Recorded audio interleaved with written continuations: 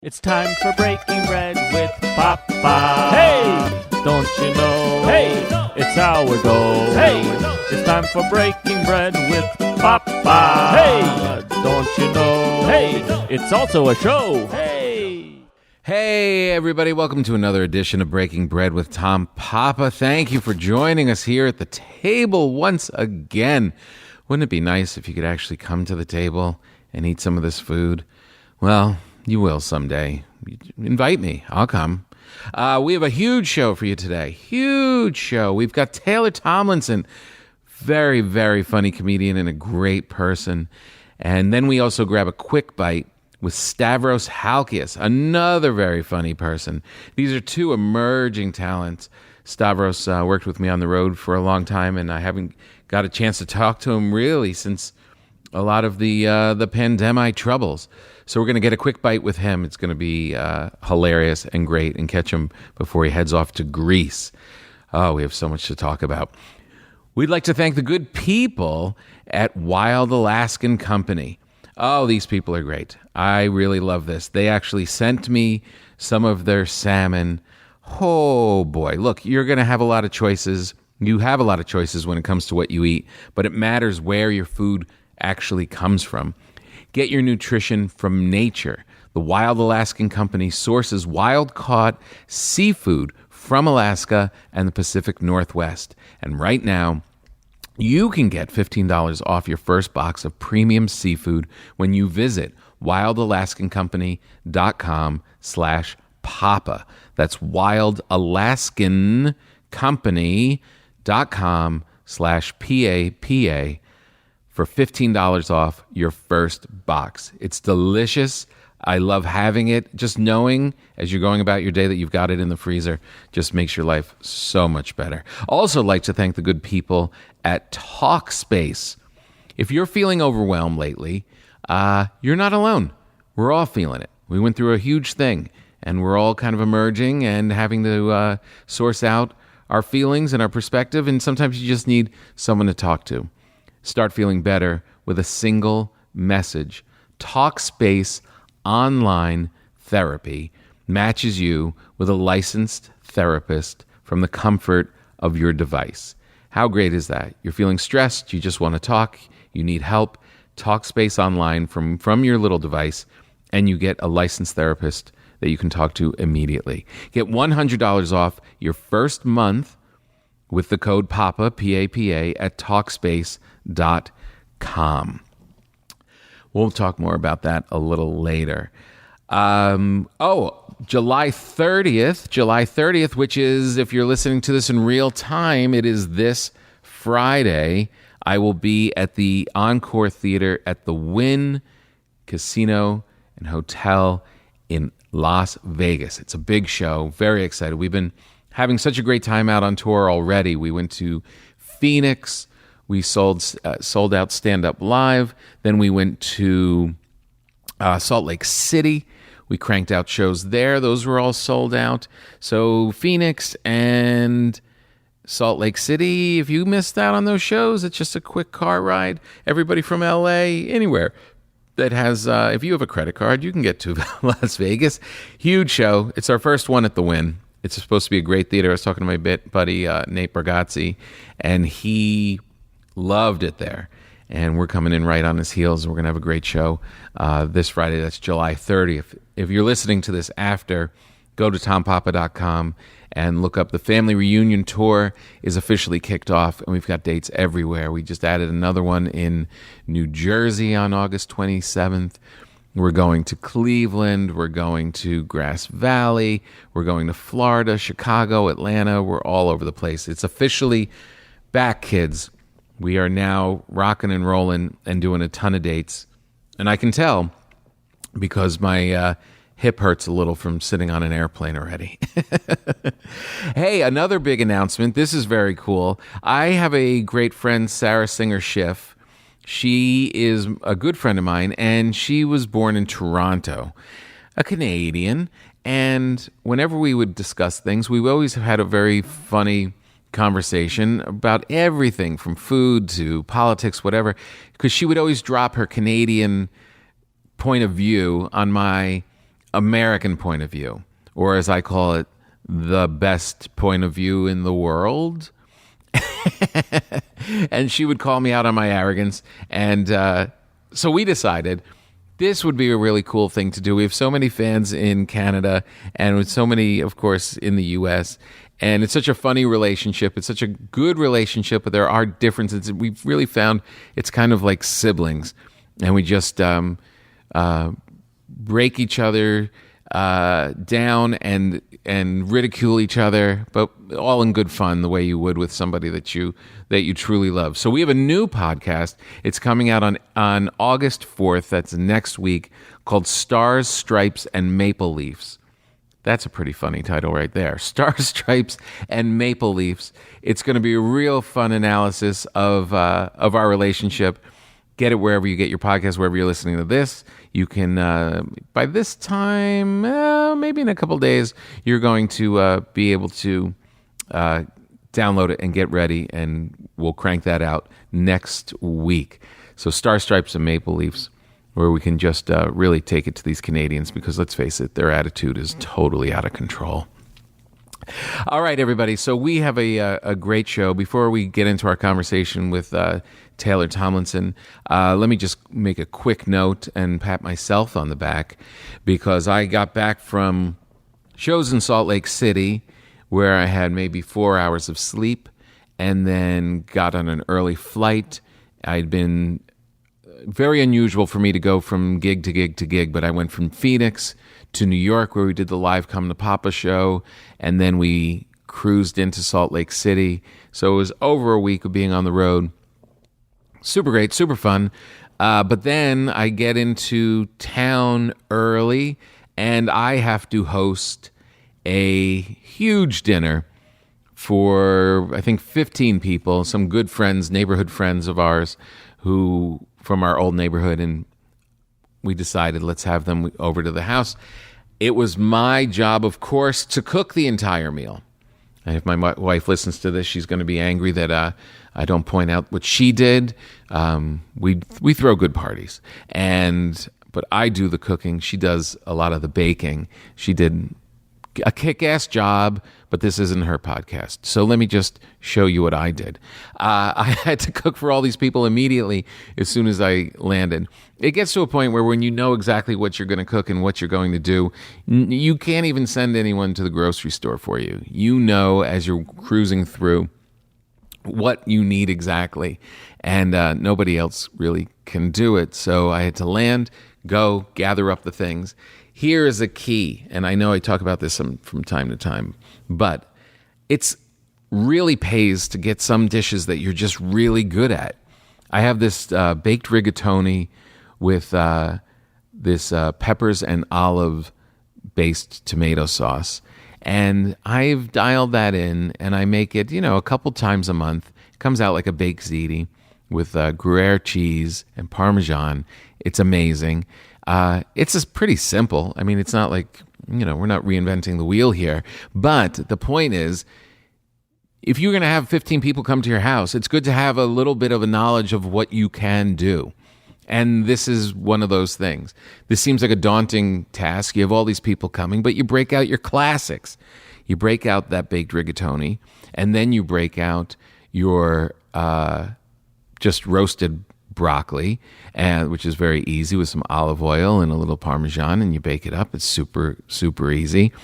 A lemon pasta, which is a complete home run, but everybody is super impressed. They don't know how you do it. It's the easiest thing in the world. It's lemon zest, lemon juice, and some cream and butter.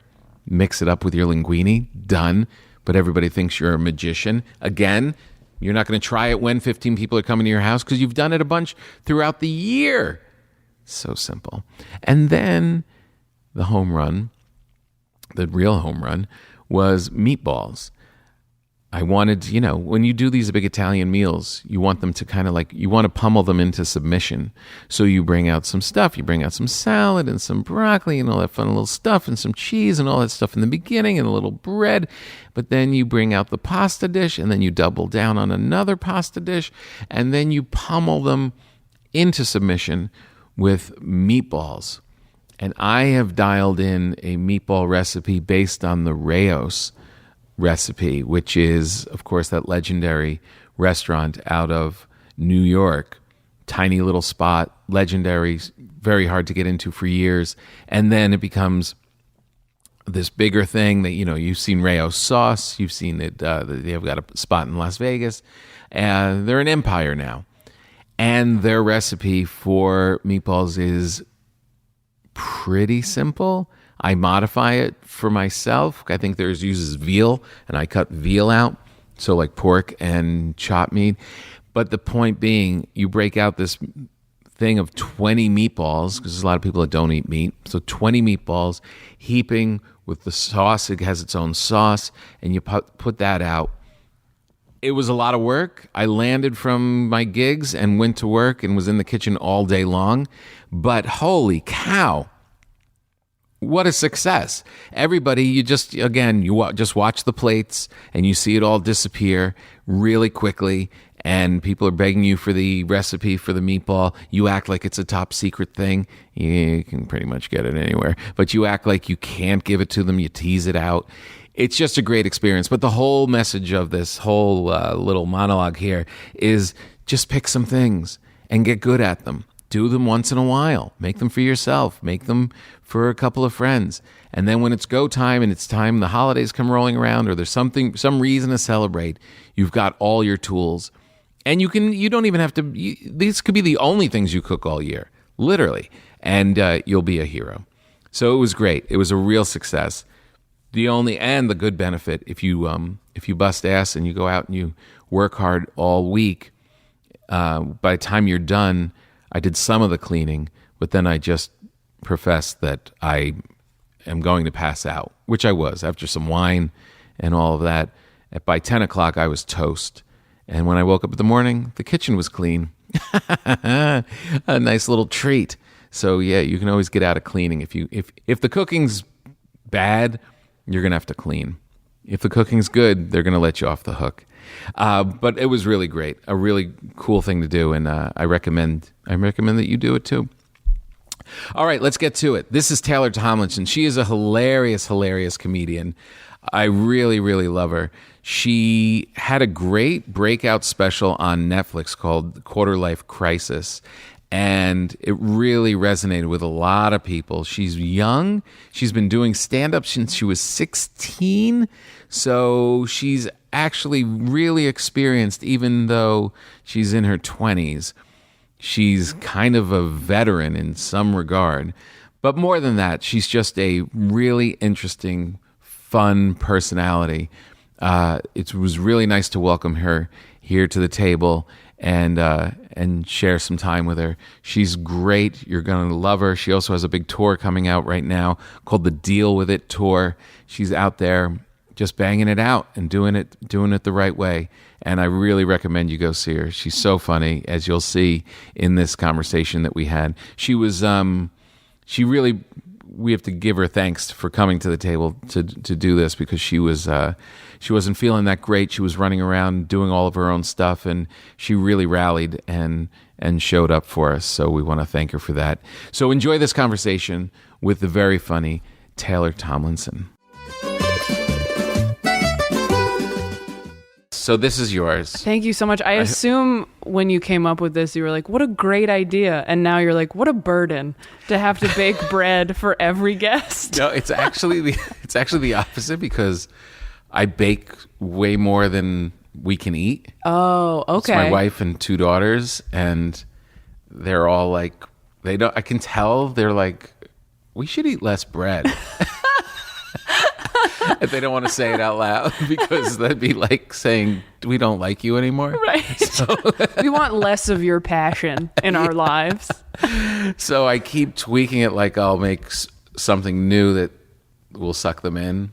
Yeah. Like I'll make on olive bread, or I was making this ciambella pastry, and it's like, ooh. I kind of lure them in, but they're really like, What are you doing? Are you trying to make us fat so no boys will stare at us anymore at the mall? I mean, what is your plan, old man? Good luck, by the way, in therapy, your daughters. So like, he just made us so much fresh baked bread, and it was really hard growing up in that environment because he would leave on the weekends and give us space and follow his dream and be an example of that. And then he would come home and he'd just bake bread all the time for us. And they're like, okay, I think maybe it's you. Yeah, that would be great.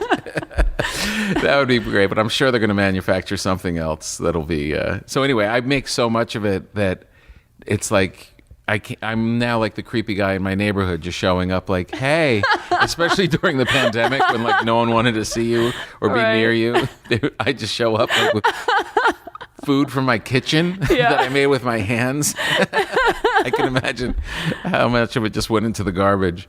So I make so much of it that it actually kind of fits. But the scheduling of it is definitely a thing. Like, I have to think like 2 days ahead, of like when I have to show up with the bread. Wow. Yeah, it's pretty much it's. I used to be a comedian. Were you this into it before the pandemic? Yeah. Wow. I learned how to do it like around 6 years ago. Okay. I started really getting into it. And then the pandemic hit, and it was like when all of a sudden everybody else discovers the band that you've loved since junior high. You're like, have you heard Sourdough?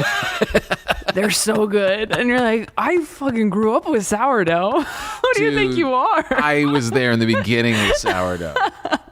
Everyone likes them now, sure. Oh, that's amazing. Yeah. So I was into it, and when Jake Gyllenhaal went on the Tonight Show and was like telling him about Sourdough, I was like, you shut your mouth. You don't get to be the face of Sourdough. Yeah, you're the face. You're the perfect face of everything else. Just leave the bread to the ugly people.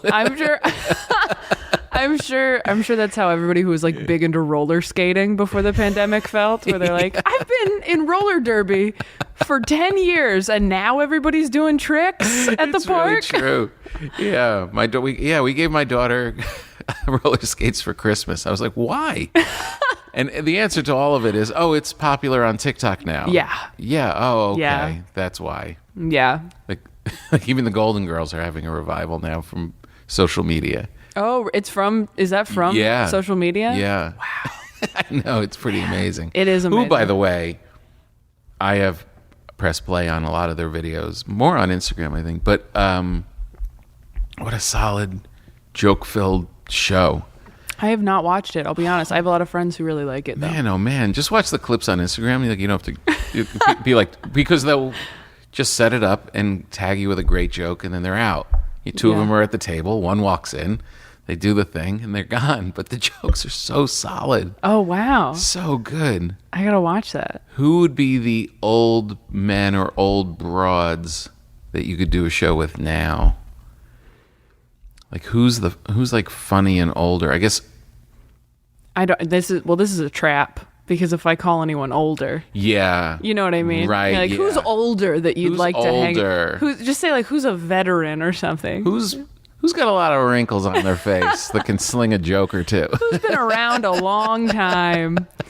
Who are you surprised in a party game to find out that they're still alive? Well, I feel like there aren't. I mean, as far as like comedians who are like older, like. Yeah. I can't think of anybody in like their 70s. I can't think of anybody. No.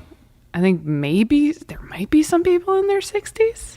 It's amazing how few go the distance in comedy. Yeah. Like they'll get into some other, because it's so hard. Yeah, it's so hard. It's so hard. Like just the physical part of it. Like just the moving around the country to go do this. Yeah. Is a lot. Yeah.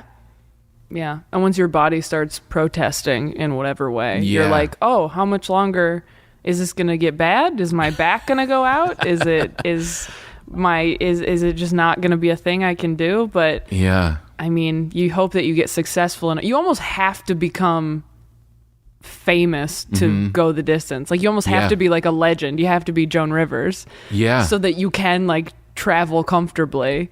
I remember in Ray, the Ray Charles, with Jamie Foxx, and he was renegotiating his contract, and he said, I just remember that this is the only scene I remember from the whole thing, and they're talking about his ownership or rights and stuff, and he was like, private jet. He was like, that travel will wear you down. And I'm paraphrasing, but I was just like, he's right. Like, I just started touring. I was like, he's right. Like, how long can you sit in the middle seat on United and do this? It literally is physically a difference. Oh, so different. I mean, during the pandemic, when I did fly, it was so much cheaper. So I was like, well, I'm going to fly first, because in first on Delta, there was no one next to you. Yeah. Which was basically a private plane. Right. And I was like, oh, this is so different. This is so complete. I don't think I'd ever been first class before that. And I was like, this is so different. Yeah, I'd been on like a private jet, but I'd never been on in first class. And I'm like, I could do this. This would be fine every week. Yeah, no kidding.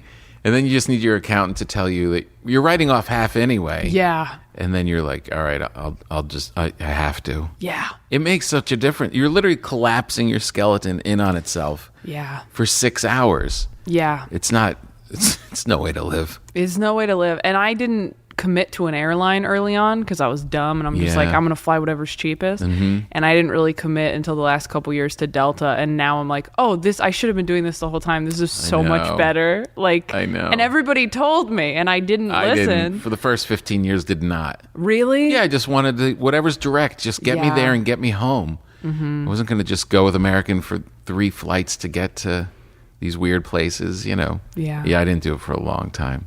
Then you do it, then you get addicted. Yeah. Then you're like checking your status 24 hours a day and really like getting motivated. Like, I'll take an extra flight so I can be executive platinum. Well, and that's just another reason to spend more money. Yeah. You're like, I mean, it's a write-off and I'll get to diamond faster. Right.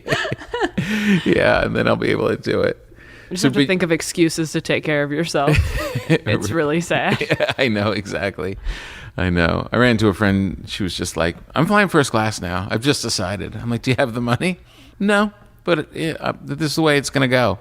Wow. And I'll have to make sacrifices other ways, but I'm not doing it. Yeah. Or at least like on long flights or something. That's kind of where I'm at. I'm like, okay, if it's going to be a really long travel day, or it's like cross country or whatever, or I have to wake up early, like, something I've stopped doing is like, I'm like, okay, we don't take red eyes anymore. Yeah. And I just fly in the day before. I'll spend the extra money on another hotel night because smart. Yeah, but again, I don't have a family. There's no stress. I know, but who should be taking that flight more? Well, if you have a family, you're like, I want to be home. I'm told, I hear. Yeah. Word on the street is you want to be home as much as possible. Yeah. So you'll take the 6 a.m. flight, and I'm like, oh, I am not doing that anymore because it'll mess with my sleep, and then... I know. That you're right. I mean, that's why I did it for so long, and now that my kids are, a little older and they don't really know I'm gone. Right. I literally was coming back from Portland, and I was like, why am I taking that 6 a.m. flight and then heading to the airport? The alarm's off at 4 and going and doing that first flight. I used to call it the dad flight. Al Madrigal and I called it the dad flight. It was like, just get home before the kids are even up. And it really made sense for a long time. So I took the 10:30, 11 o'clock flight, and it was a shit show. Yeah. The place is packed. Yeah. Everything's starting to go wrong. The flight coming in is delayed. This stuff never happens at 6 a.m. I was like, you know what? Even if my family doesn't love me, I'm going to take that early flight just to avoid this nonsense. Right. That's a good point. I mean, I would rather be busy. I say that, but then every once in a while, like I think like a couple months ago, I had a flight out of JFK in like the late afternoon because I'm like, I'll sleep in, I'll take my time. And of course it gets delayed until 2 a.m. when it's finally canceled. Yeah. And you're just stuck there and you already drove like 2 hours from whatever town I was in. And I'm like, okay, in this case, probably should have taken an earlier flight. But this doesn't happen often, right? Right. I know. I remember talking to Jeff Ross about it early on, and he was like, no, I take like the 2:30, 3 o'clock flight. And I was like, oh, you're living in a total different universe. Yeah. A totally different universe, a different place. Yeah, my buddy Dustin Nickerson, who features for me, he's a dad, and he's got 3 kids who are younger. They're young kids. And he always takes like the first flight out. Yeah. And he always asks like, when are you flying out? And I'm like, at like noon. I know when you're flying out at like 6. Yeah. And I'm like, this is what you get for being a good parent. Yeah. Like you get no sleep. So like Saturday night, we're like back at the hotel at like 1 a.m. and he's like, all right, I'm going to go sleep for 3. Yeah. I'm like, all right. Like, I know. It's just hard. It is hard. So, but you're going to be touring a lot coming up this year. Yeah. Or like September, October? Yeah. I mean, I've been in clubs pretty much every weekend. Oh, you have? Yeah. This is the first one home in a while. Oh, nice.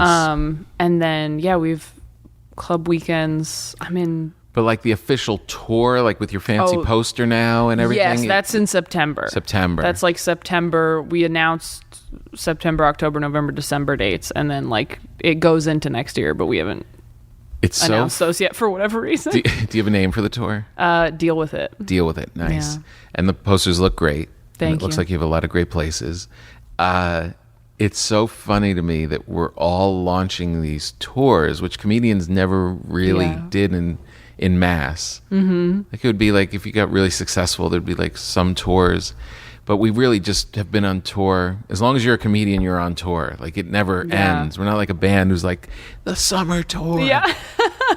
And it's so funny that we're all naming these tours and going out and releasing all our dates. Yeah. And then it's just going to keep going. Like at what point do you change the name? Because we're not going to stop. There's going to be no break. I know now people like name their club tours, like working on it a little bit right now. It's not done, but then it'll be done later. And then that's a different tour. And I'm like, do we just go back and forth between the two? I just don't want to have to think of any more names. The worst. It's so hard. What's Segura's? Do you remember what?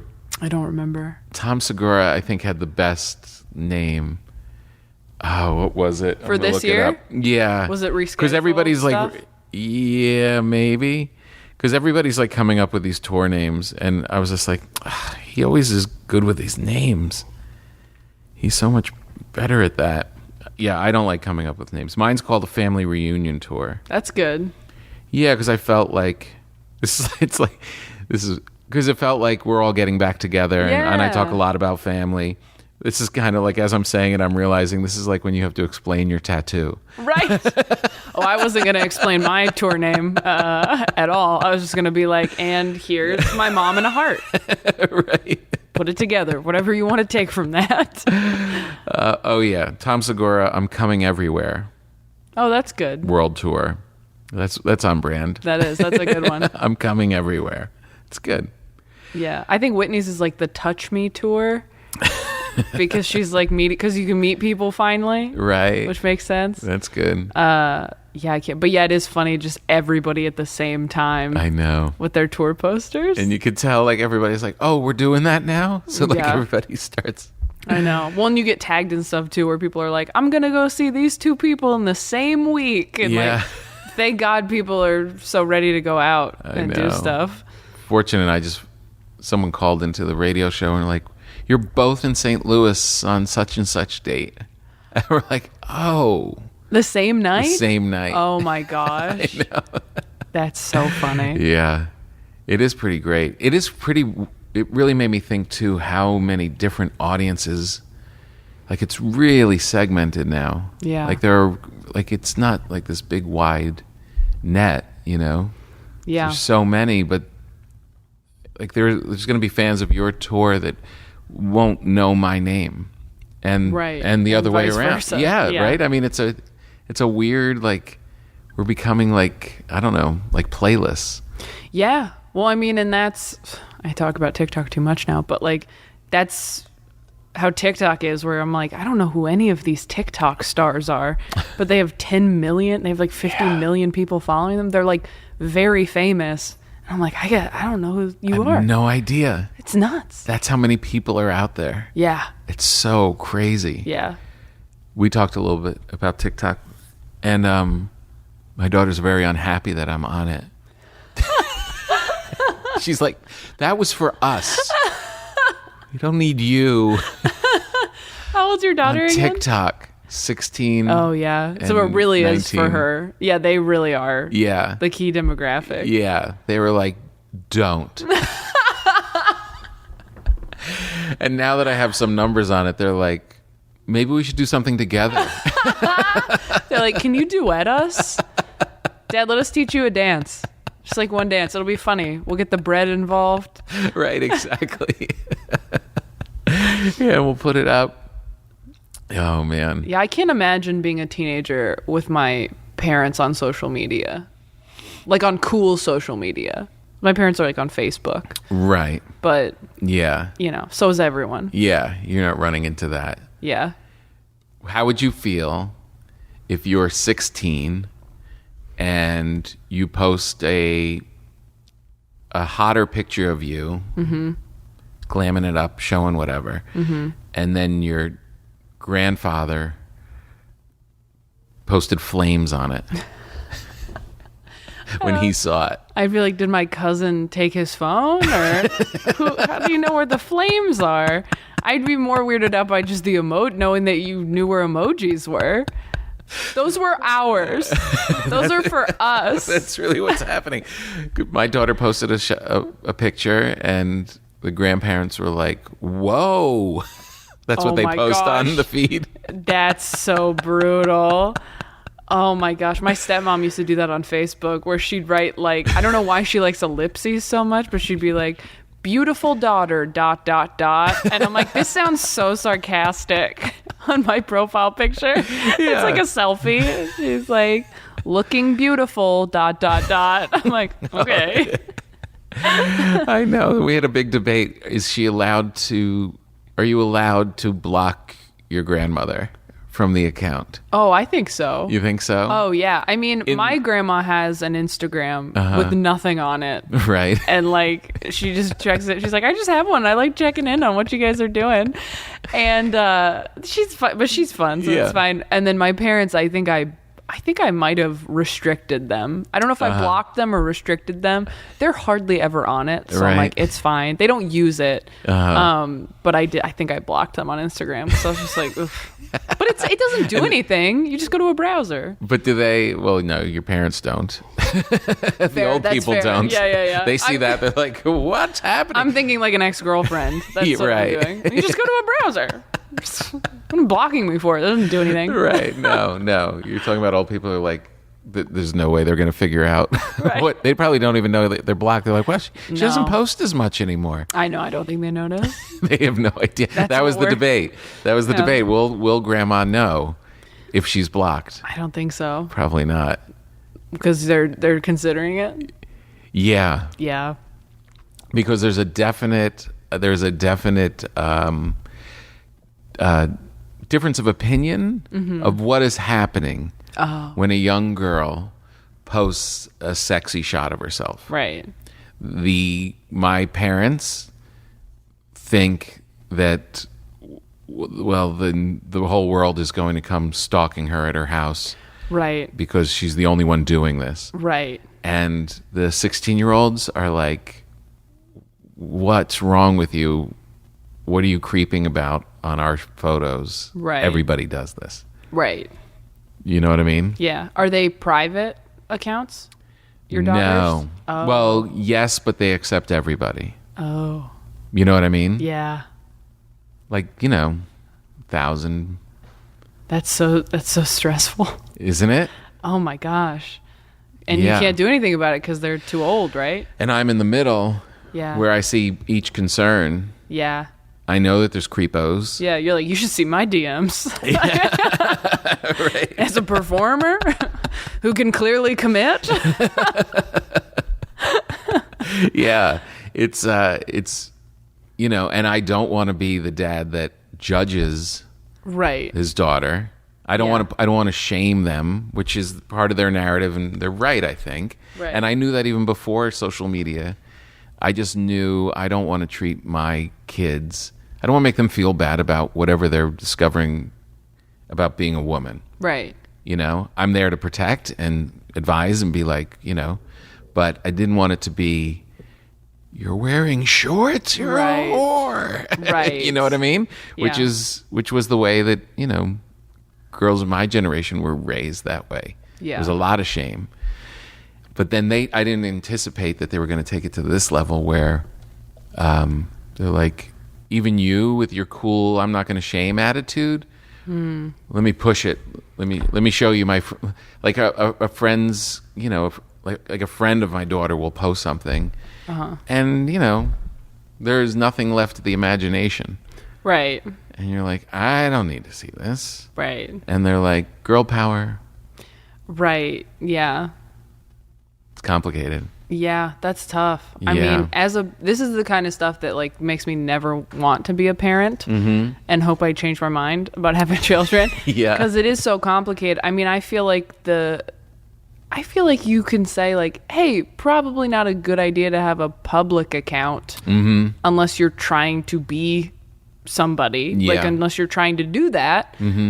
It's maybe not necessary to have a public account. I mean, yeah. If my siblings had public accounts, I'd be upset. And they don't even post anything like, right, risque or anything. I'm just like, there's too much information out there. Like, don't just accept like anybody.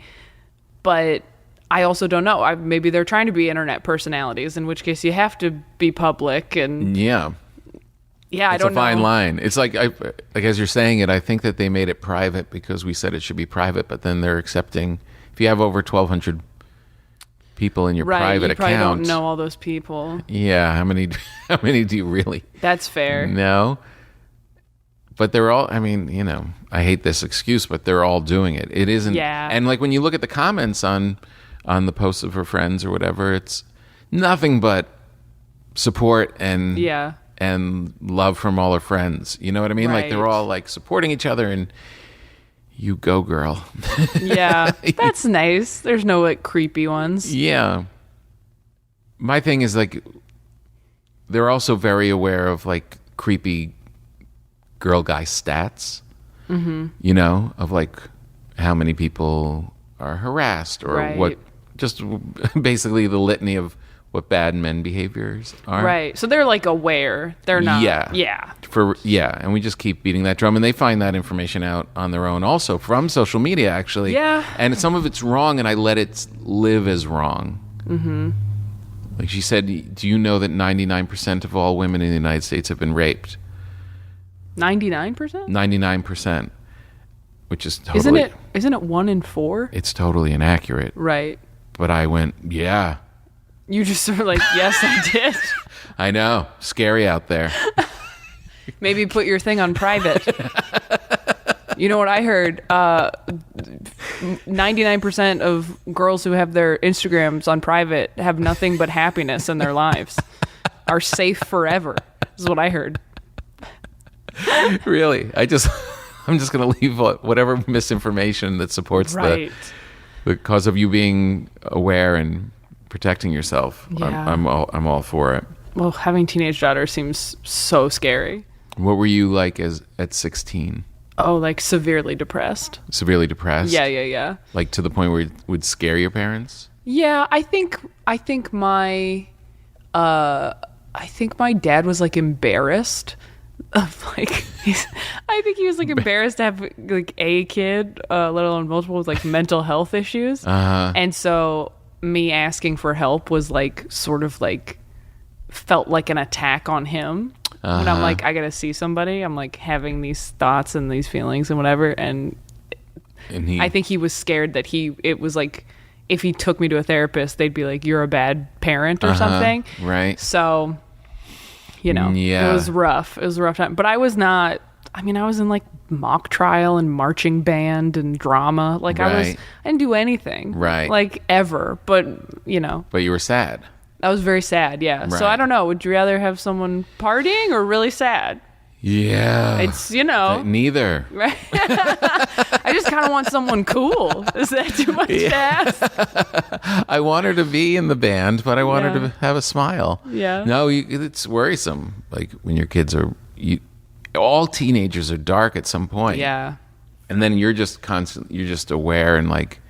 all right, how dark are we going? Like, right? Yeah. It's just like, okay, is this like dark, like teenage dark? Yeah. You're going to listen to some moody music and just, cry alone for a bit? Yeah. Or are you like, is this getting serious? Right. And yeah. And I remember one point, one of them saying, making some comment, I forget what it was, and just something like, I'm not depressed. I was like, oh, good to know. Because Thank it doesn't God. look like joy right now, but okay. Like I was like, okay, yeah, really, thank God. Yeah. Yeah. So did they give you help? Did they? I got into therapy eventually, but it had to get pretty scary to get him there. Like I have a joke about it in my special about like telling my dad I had like suicidal thoughts and him just being like, go ahead and kill yourself, because he thought I was being dramatic. Oh no. For like, as far as you're like, how dark are we getting? Yeah. And I talked, and how later on in life I was like, do you remember doing that? And he was like, oh yeah, I remember that. And I'm like, really? Like here I am as an adult on like mood stabilizers where I'm like, remember when you told me that if I took antidepressants I was weak? Like, remember that? And he's like, oh yeah, I remember. And I'm like, God, I talked to a girl, because I do jokes about like medication and depression and all these things now on stage, and I asked people what they're on, and I talked to a girl who was on the same thing as me in I think I was in Denver, and she's just in the front. She looks great. She's got her boyfriend with her, and I was like, how long have you been on it? And she was like 3 years. I was like, how old are you? She's like 25. And I was like, really wish I'd been on it since I was 22. Probably wouldn't have ruined as much shit. Like, right. I think I actually said on stage, I was like, I'm having like, I got to just have a minute, guys, because I'm realizing like, oh, it could have been like this. It could have been joyful. I could have been like this. But the other side of it is you would have been in the audience. Oh, I know, right? On Seriously, a date. That's the thing. Yeah, that is the trick. Do you feel like is that true? Is that kind of a thing? Like, do you think it would have changed your path if you had been able to fix yourself? I don't know. It's hard to tell, because I mean, the year that I started like going to therapy and shit got really bad was the same year I started doing stand up when I was 16. So it's like, you know, there's probably some degree of truth in like, oh, you know, really glommed onto this thing because it was like saving you in a way. But I also was like, I had horrible stage fright and I didn't think I could do it as a job. So it took me like a few years to really be like, oh no, I'm going to go for this and like take time off school and stuff. But it sounds surprising that you had stage fright, because you sound like kind of an artsy kid. Yeah. But it's so different. It's so different to be like, first off, in a band, like there's no stage fright when you're playing in a band. Right. In a play. And in a play, you're doing somebody else's lines. Like, it's not you. It's just a character. Yeah. You're nervous you're going to forget, but you're not like nervous everyone's going to hate you. Right. So. Yeah, that's what a weird thing, because it kind of is public therapy for you at that age. Yes.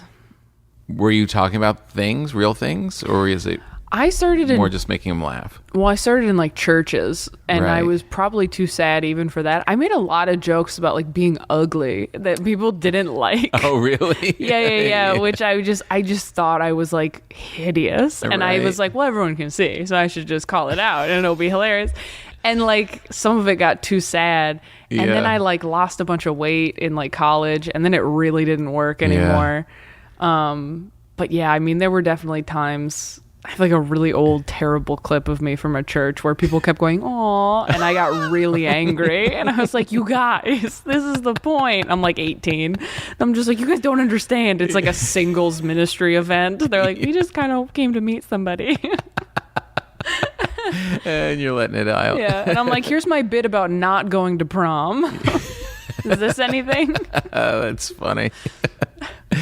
Were you poking around in regular clubs at the same time you were doing churches? Like, when did that happen? Not until I was 18, because I couldn't go up anywhere. Right. So, you know, the first, year and a half or something, 2 years. Yeah. Nothing. And then I turned 18, and I started doing some clubs in San Diego. Was there freedom in that?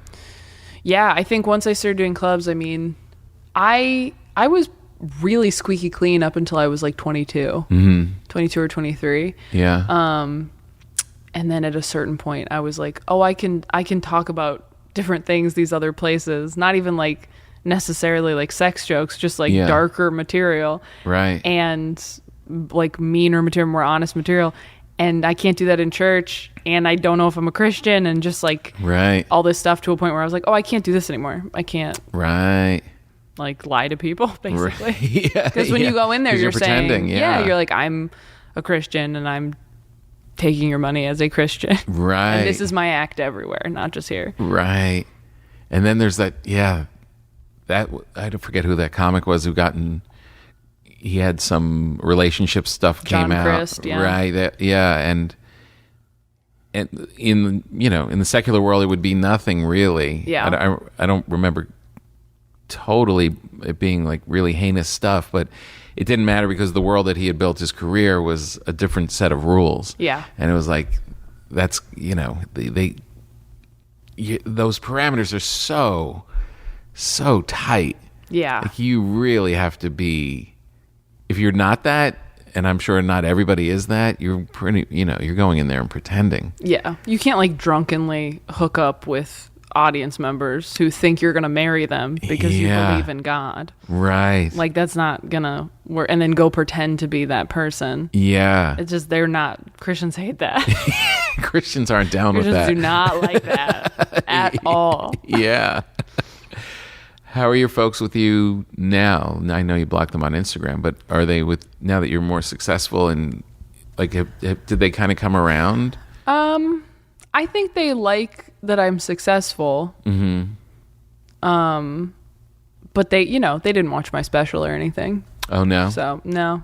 I don't think they like, they don't like what I do, but they like that I'm good at it, is what I think is the case. Man, I wonder what the... Which is odd. It's like, we like how this looks, Yeah. but we don't, Yeah. It's interesting. It's my career to my parents is like, I don't know. My career to them is like a boob job where they're like, it looks really great, but we don't support how you got this. What you've done. Yes. Right. We don't appreciate like the nuts and bolts of this. Yeah. But yes, it does look very impressive. We like that our friends are like, you look great. It seems like, I mean, is that a heavy thing to carry? Like, no, like whatever their judgment is, like, do you have to, is there a weight to that? Yeah, I think so. I mean, I have other stuff with my parents, so it's, it's like one facet of it. And there have been periods of my life where I was very much like, I'm good with it. It's fine. We just won't talk about it. It's all good. And then there were times that it was really painful and I was trying to talk about it and, parents are a pain in the ass. It's really, because like you talk about like being like a kid, like just having your own whatever biological things, and you're like feeling sad and need to go talk to people, just figure out your life. And now at this age, it's like a facet of that is actually those, like your parents, like you still like carry, I know people in my family whose parents are very old. And they're, getting up there in age as the sons and daughters. And they're still like carrying the weight of what their parents think of them. Yeah. It's a profound amount of power that you have as a parent. And to do anything other than just lean in and be like, I love you, I love you, I love you. You discipline them, but it really should just come from that. Even if you don't believe it, just pretend. Right. Really, just pretend that you like the boob job and go with it because you're only creating trouble if you don't. Yeah, and I'm fine. I've made peace with the fact that they like don't like my comedy because I'm like, you know what? If I saw two middle-aged white people walking out of my show because I said dick too many times, I probably wouldn't be that offended. I'd be like, yeah, I'm not your thing. Like, I'm not. We don't have the same taste in stuff. I don't even like the shows they like. So like, it's fine. It's not personal. I'm just not their cup of tea. It's more so other stuff where you're like, really? You can't just like, just get over yourself and like be my parent, Right, like, exactly. Really? Like, but whatever. Just take yourself out. That's a great way to put it. Just take you and your dumb self out of it. Yeah, I think the best parents are the ones who can like be egoless or like at least put it aside. And if you have a problem with ego, I think it makes it really difficult to be a good present parent. Right. Did you eat anything today? Did I what? Eat anything today? I did, yeah. What'd you have? I made zucchini and potato tacos with avocado. Really? Yeah. Wow. I'm trying to see if I can do the vegan thing. You are. I'm trying, but You are. I don't know. How long you been doing it? I mean, I never do red meat, and I don't do dairy really.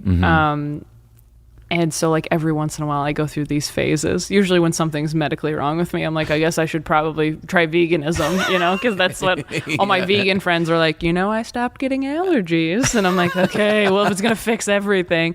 And that's something that pops up on TikTok all the time, is these like chefs who are like, grading whatever. And they're like, I healed my autoimmune disease with leaves and things from my garden. And I'm like, that's great for you. I'm on a Southwest flight next week going to Kansas City or like wherever. Like I was in Appleton, Wisconsin last week. I'm like, Good how luck. are you a vegan in Appleton, Wisconsin? Opening up a can of corn. There's no way. There's no way. So we're trying it. We're gonna see. But it's just so hard. I'm trying to not do. Like every time I quit caffeine for a little bit, I'm like, this is definitely better. Like I sleep better, and I feel better, and my anxiety's less. And then you just have like one day that you're like, I'll just have it before the show, and you're just right back in it. I know. I really was walking around the house the other day, and I was like at 7 at night, like, just crank, like a little tense. And I was like, oh well, maybe I shouldn't have had the 2 cups of coffee in the morning and then the espresso at 3. Yeah. You're just on edge. It's like a bad like commercial from the 50s or something. You're just like, another cup of coffee. And it was just like, I'm just in a mood. Yeah. And it literally came from the thing that I love. Yeah. Well, and if I now not having caffeine, I'll have a horrible splitting headache. But if I have too much, I'll also get a migraine. So you're like, yeah. So I have to just hit the mark perfectly. I know. Every day. So I'm like, I should just not even mess with this probably. Yeah. Well, this bread is vegan friendly. Is it really? Mm-hmm. Oh, nice. There's Look nothing at that. in that flour, water, salt, and yeast. Oh my gosh. Okay, I'm so glad. I was going to text a friend of mine maybe and be like, and now I don't have to. I'm so glad I didn't text her beforehand. Yeah. And I would have had to been like, bread redacted. Do you have the vegan, what's the vegan butter? The yes. What's the yellow? Yes. Yeah. The square. That's What's a good one. What's it called? I don't even know. They have a bunch of them. Yeah. It's really good though. It's great. I know. Yeah. Yeah, no, you'll be fine. Oh, that's amazing. I'm so excited. It's also good with cream cheese and sardines on it. Ooh. If you really Kite Hill has a really good non-dairy cream cheese. If you live in LA, it's really so fine. I know. It's doing non-dairy options and stuff. Yeah, 100%. We had a barbecue on the 4th of July, and it was like, there's a hefty part of this cooler that's just veggie dogs and veggie burgers and all the rest of it. Yeah. Vegan-A's, great. Yeah. Really great. good. If you want to keep your Wisconsin roots of being someone that loves mayonnaise.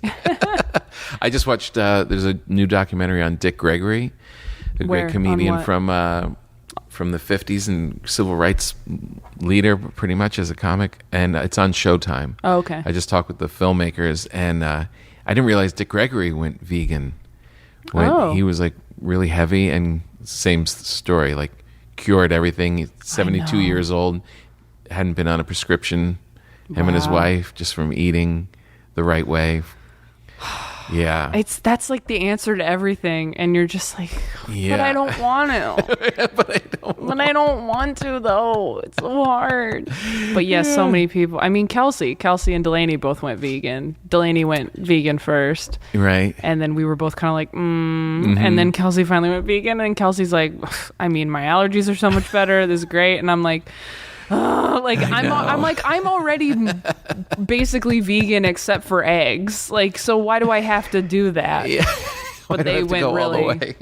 I don't even know if they cheat very often. I think they're like, Delaney never cheats. Really? I know that, and I'm not sure Kelsey does either. Yeah, which is impressive. The producer of my radio show is vegan, and he's slowly like dropping things in. We had a chicken sandwich contest where we always just talk about food so much, and we ordered like Popeyes, Chick-fil-A, Burger King, and his vegan place, and he just quietly dropped it in, didn't call attention to it, and it was the best chicken sandwich. Wow. Popeyes, I think, edged it out. Yeah. But everybody else was like, no, this one is it. And he's slowly doing this to us. I know. Well, it's hard because like even if you don't want to eat like super clean, you can still be vegan and like have everything you want. If you just want to do it for like moral reasons. Yeah, I know. I don't have that. I don't have that either. I know. I wish I did. Delaney has it for moral reasons. Yeah. Yeah, and I think Kelsey and I were more like, will it make our skin clearer? Or will I be prettier? I mean, yeah, environment for sure, but also natural glow. All right, I want to make sure you get out of here on time because I know you've got some appointments to get to. But will you come back? I would love to come back. All right, kidding cool. me? This is so nice. This is nice. This I is know. a lovely setup. It is a good setup. This is like relaxing. I know. This felt like a break. Good. So many podcasts feel like an obligation, and this was like... I know. We'll spread the word because I don't want it to be an obligation. This is lovely. You tell me whoever I need to text. All right. And next time somebody tries to reschedule like I did. Yeah, and if you live around here, next time we should do it at the end of the day. Do you drink? I don't drink, no. Oh, okay. Or drink coffee. But I would still eat bread at the We end could of the just day. eat a bunch of stuff. Yeah. All right, cool. That would be great. Are you kidding me? We could eat a bunch of there's so many vegan places around here. Yeah, that Eat sounds a bunch of vegan taste really, testing. That sounds fun. Yeah. We should include it. There should be, I'm always talking about everything that's so far from being a vegan, right. Like guanciale to make carbonara, which is literally like pig's cheeks. Oh my gosh. And it's like, yeah, let's yeah, that's intense. Yeah, let's welcome all. All right, well, thanks for being here. Thank you so much. Aaron, we're done.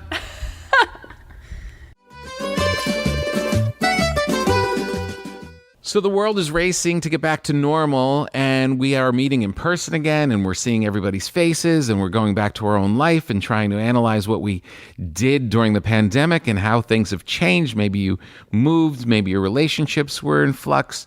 Who knows what happened to you during that? But I know one thing. It was a big deal. I don't know if you sailed through and you had some benefit, if you struggled, whatever went down, it was a big deal. To be told that there's something out there that is going to change your entire life while you're trying to protect your life, it was a real thing. We all had to go through it. So when you get overwhelmed, just realize that you're not alone. It's important that you get support to face those feelings and move forward. And that's why I want to talk to you about Talkspace. Getting unbiased feedback and advice from licensed professionals can be refreshing and actually rewarding. And when you're at a low point, you might feel alone, but over 50% of Americans struggle with their mental health. We all need help sometimes, and asking for support when you need it is actually a sign of strength. It's really true. I mean, in years when we were kids, if you asked for help, you were kind of a pariah. It was unusual. But now I think we realized the real benefit of actually asking people for help and going to professionals is, you take care of other parts of your life. Why shouldn't you take care of this? Whether you're a parent, student, millennial, or just someone having a hard day, Talkspace can provide the support to help you feel better with a single message. It offers individual and couples therapy in addition to medication prescription services. Helps you set goals with your therapist, and they can help you make sure that you're really progressing. Talkspace works around your schedule at your convenience. You can schedule live video sessions with your licensed therapist from anywhere, send and receive unlimited messages with your dedicated therapist in the app. Thousands of licensed therapists are available for you to match with. Talkspace therapists are experts in dozens of specialties, including anxiety, depression, relationships, and more, to help you start feeling better. So start feeling better with a single message. Match with a licensed therapist when you go to Talkspace.com and get $100 off your first month with the promo code PAPA. That's $100 off when you use the code PAPA at Talkspace.com. Also, as you're running around and you're taking care of your mental health, you're also taking care of your regular health, eating well. That's something we always talk about here on this program. And the good people at Wild Alaskan Company can help you do that. We all know you should be eating more fish to get more omega-3s and protein, but the seafood counter's sometimes intimidating. You don't know what to buy, what kind of cut. Is it going to have bones? What's going to happen? How am I going to make it? Wild Alaskan Company takes the guesswork out of buying wild-caught seafood. If you love water fish when you go out to eat, but you never make it for yourself at home, this is a good place to start. These good people at Wild Alaskan Seafood sent me a whole box of it, and I keep it in my freezer. And on any of those days where I know I want something healthy that's better than just ordering takeout, I just throw these into a little bake dish. I put a little dill on it, a little butter, and before you know it, I'm eating a great meal at home. You can choose from salmon, whitefish, any combination. Every month there are different specials to explore. Each shipment contains premium wild-caught, individually wrapped portions of delicious seafood that are ready to prepare and easy to cook. You can adjust, pause, or cancel your membership at any time, and they offer 100% satisfaction guaranteed or your money back. Right now, you can get $15 off your first box of premium seafood when you visit wildalaskancompany.com. wildalaskancompany.com/Papa, P-A-P-A, for $15 off your first box. That's wildalaskancompany.com/Papa. Make sure to use our URL to tell them that you know, so that they know that we sent you there. Really, this is no joke. I love this company. Their stuff is great. Get on it. Okay. Now it's time for a quick bite with my good friend Stavros Halkias. This is an action-packed show, jam-packed. Stavros is a very funny comedian. I can't believe he makes me do this, but he is a host of a podcast called Come Town. I'm only going to say it once. It's very popular. He's very funny. It's just young guys being really funny, and he's a great stand-up comedian. He opened for me. I don't know even where we met, but I brought him on the road with me, and he always does a great job. And this was the first time we spoke in quite some time. You'll find out why when you hear the conversation. He's on his way to Greece. He is Greek, and he made me, after this phone call, want to pack my bags and go to Greece. I actually told my wife next summer it is Sicily and Greece, and we're going to hook up with Stavros. You'll know when you hear it. His mom sends me Greek cookies every Christmas, and he loves food. He loves comedy. He's perfect to check in with. My good friend, enjoy a quick bite with Stavros Halkias. Stavros. Tommy. What's going on? I haven't seen you or heard of you in so long. I know. I feel like this is like when immigrants move to the old country, or from the old country.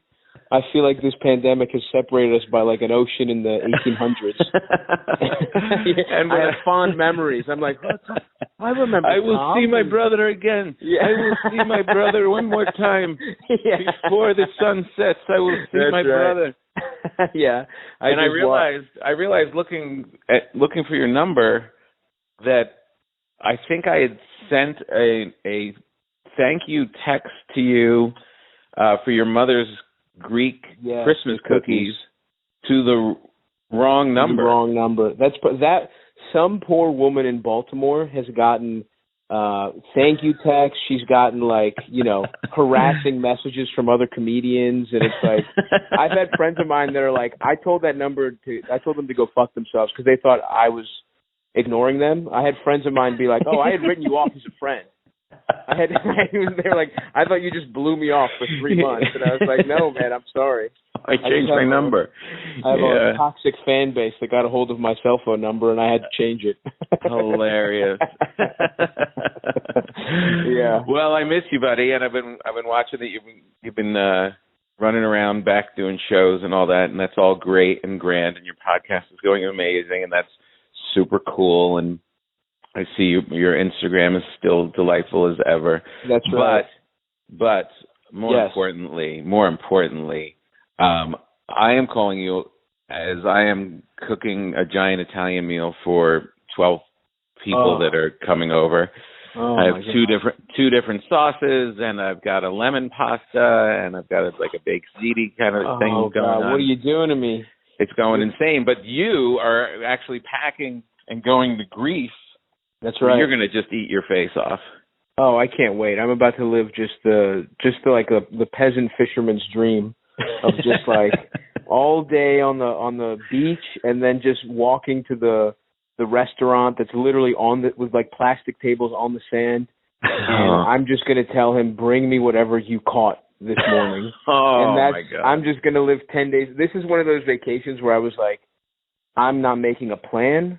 I'm not doing anything. I have my buddy, my roommate is also Greek. We're old friends, and right.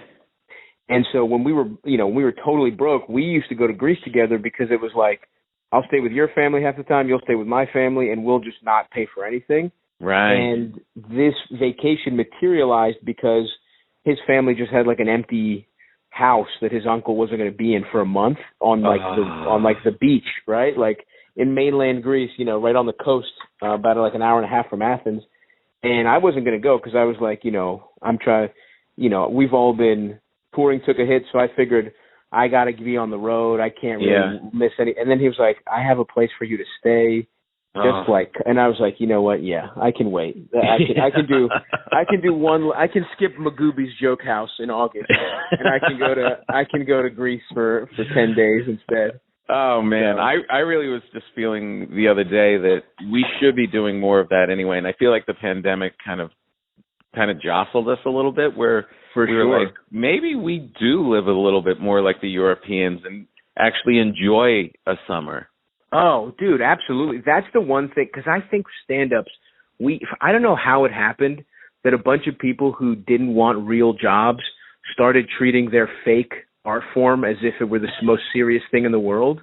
But I feel like in the last 10 years, since I started doing, I've been doing stand-up, 13 years, and I feel like most of it towards, in the beginning, you're an open micer, it's fun. But I feel like once it got serious, there's this hustle culture that somehow pervaded stand-up comedy of all things. I know. Where it was like, you can't take a night off, you can't do this. It's like, you can get, absolutely fucked up right after you do stand-up, and you can have to lay in bed for 11 hours until the next show. That's productivity. But God forbid you take a day off and take a hike and see a friend or something.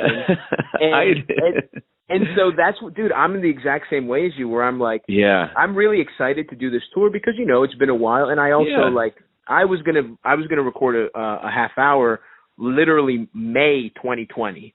So I had all this material that I want gone. And since then, and now it's a year later, that material, it's I just have so I've decided I'm going to do an hour special at the end of this tour after I figured out exactly what I want to do. Because, I've been doing stand-up so long and I have one 5-minute set out on Comedy Central. I never you haven't really recorded. Yeah. So I figure I'll do that. And then exactly what you're saying, I kind of have this daydream of disappearing into the woods for a month. Yeah. And just hike and just working on some long-term projects. And also, the pandemic, it shows you how unhealthy our lifestyles are, because most people struggled so hard, and there were obviously things that were difficult for me too, but my mental health was better in the pandemic because it was I was sleeping. I had a normal human being sleep schedule. I wasn't my dinner wasn't whatever the bodega had at 2 a.m. after doing spots or halal card or something like that. It was things were actually going well for me health-wise, and I figure, why not? There's no reason I have to live like this constantly. Yeah, so, no, I know. I mean, I guarantee you, whatever you record, whenever you do it, is going to be so much better because you spent 10 days in Greece, right, enjoying your life. I guarantee it. You're going to be richer. What will you eat? What when you say this guy's just give me whatever you caught?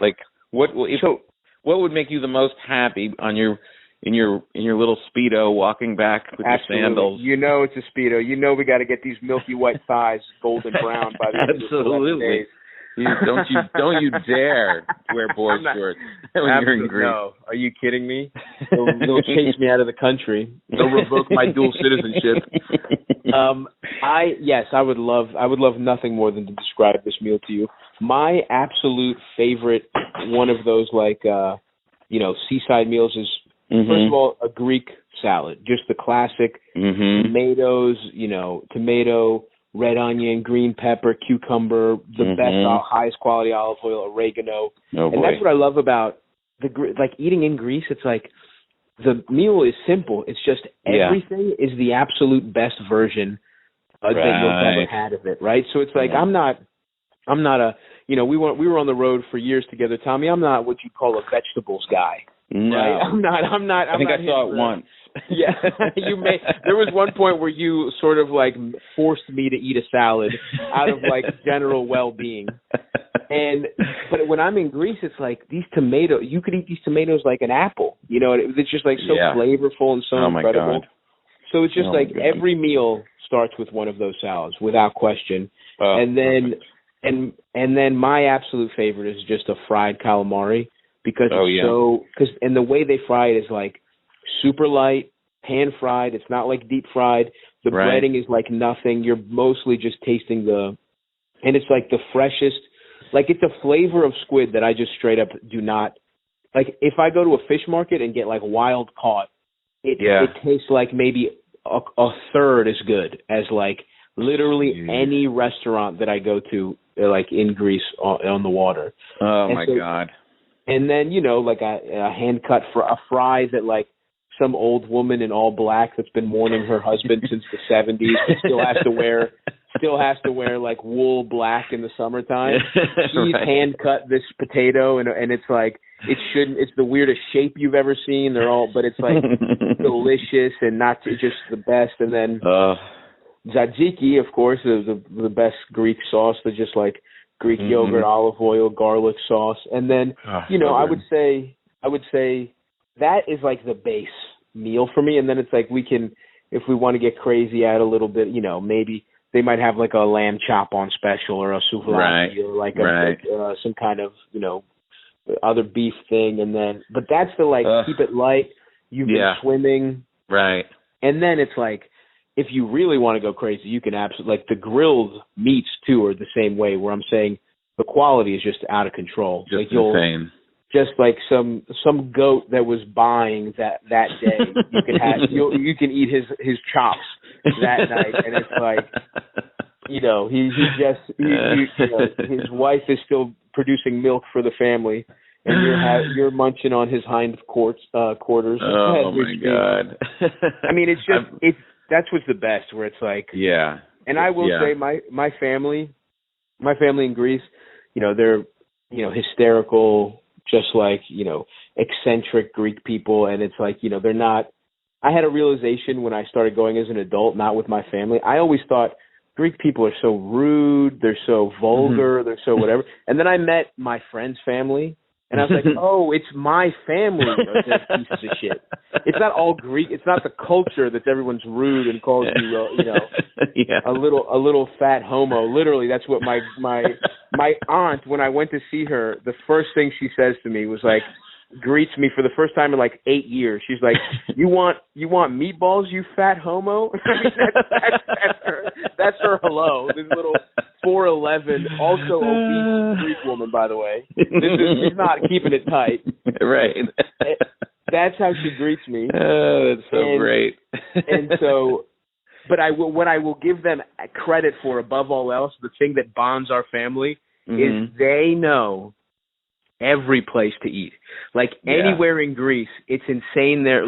We'll be going on a random road trip and they're no, we have to take this exit to get dinner here. They're if we're going here, 45 minutes away is the best, whatever it may be. Right. They know. And so, that's amazing. They might get a little annoying. They don't really understand what stand-up comedy is. They keep telling you to get a real job. That they're completely unsupportive in every possible way. But you can when the food hits and you're tuning them out, it's just Charlie Brown's teacher's voice, and you're having the best octopus you've ever had in your life. You're oh my God, makes it worth it. Man, this is really making me upset that I was calling the wrong number for a year. I could have muscled my way into this trip. Oh, absolutely. We got to set up some. And that's the other thing. I was going to go. I had a England, London. I had a London, Dublin, and then I was going to like try and get Amsterdam. And I was going to do like a European tour last year too. Yeah. So, and I'm gonna find a way to sneak Greece in. I don't know how many people, you know. Who cares? Understand. It doesn't matter. I won't. Matter. But just a nice getting some kind of European tour just for the experience would be worth it for sure. Oh, God. Everyone thinks I'm Greek anyway, so I'll open. That's for right. Absolutely. Yeah. And my mom thought you were Greek for years. I know. That's why I get the Christmas cookies. She was disappointed when I had to break it to her. She's like, "Oh." I did notice. Okay. I did notice that the tin got a little smaller. Tin got a little smaller when she realized it wasn't Pappas. It was Tom Papa, not Tom Pappas. It's hilarious. All right, buddy. Well, have a great trip, and and let me know when you come back. Now that we've got our numbers back in sync. I'd love to. And I might be in LA actually for a few days. That'd be perfect. You come and come and sit at the table and do the proper podcast. That'd be great. I would love to. Yeah, this is my audition. This is my guest spot. I'm still doing podcast guest spots. Yeah, no, I think you passed. Thanks for passing me. Sam Morrell said if I knew my spot on the podcast was called Quick Bite, I wouldn't have done it. Yeah, Tommy, how far our egos go. Even on podcasts. Even on podcasts, where it's much easier to just do it over the phone. But it's like, hey, what the hell? Right, I'm headlining this podcast. Yeah, no, this is a dream. All right, buddy. Tom. You Bye, too, man. Take care. Everyone. Bye. All right, kids, that's the big show. Thank you to Taylor Tomlinson. Thank you to Stavros Halkias. Thanks all of you. Make sure you like and subscribe and do all that good stuff. Give us lots of stars.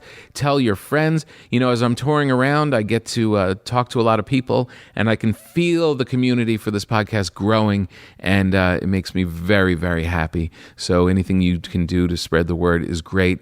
And keep your food suggestions coming. I have a lot of people recommending a lot of things, which is going to be great to tell my doctor of why I have high diabetes. All right, you guys are the best. We'll see you next time.